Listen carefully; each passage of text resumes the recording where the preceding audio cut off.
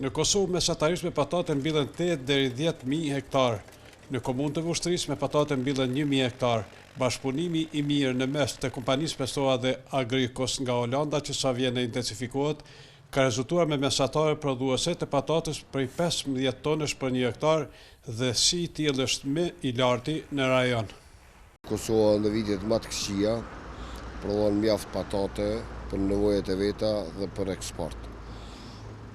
Edhe patate shumë kualitative, ty falenderu punës shumë të mirë dhe traditës që kanë farmerët që mirë me kultivimin e patates.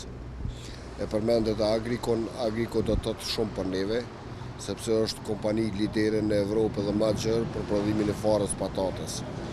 Jo vetëm që furnizohemi me farë të patates nga Agriko, po bashkë me Agrikon kemi kompaninë e përbashkët Agriko Kosova, e cila merret me prodhimin e farës patates në Kosovë. Tani për tani jemi dikun 40% prodhim vendor dhe 60% import. Dhe varet për farmerit që ka tonë me zgjedh. Mirë po fara që prodhohet në Kosovë bashkë me ekspertë Agriko dhe të Ministrisë së Bujqësisë është tregu farë shumë kualitative nga viti 2011 deri më sot. Agriko jo vetëm që na furnizon me farë neve, mirë po gjithmonë na mundson apo na jep përvojën holandeze që gjithçka që është e re për patatën në Holandë, shumë shpejt, brenda 2 viteve e sillim në Kosovë. Dhe kjo do të thotë shumë, sepse fara është çelësi i gjithçkafit të patatja, se gjithkush. A mund t'i përmendni disa nga emrat e kultivarëve të patates që janë të përshtatshëm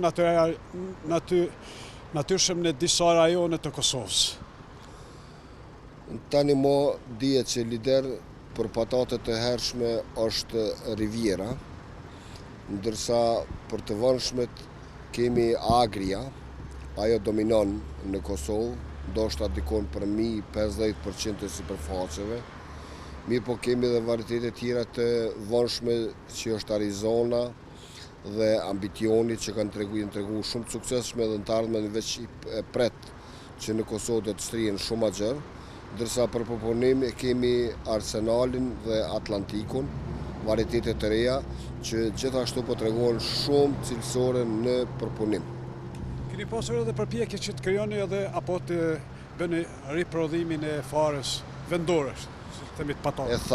E thash, jo riprodhimin, po prodhimin. Na veç 40% të nevojave të farmerëve dhe kooperuzëve tonë mbuluina me prodhim të farës në Kosovë.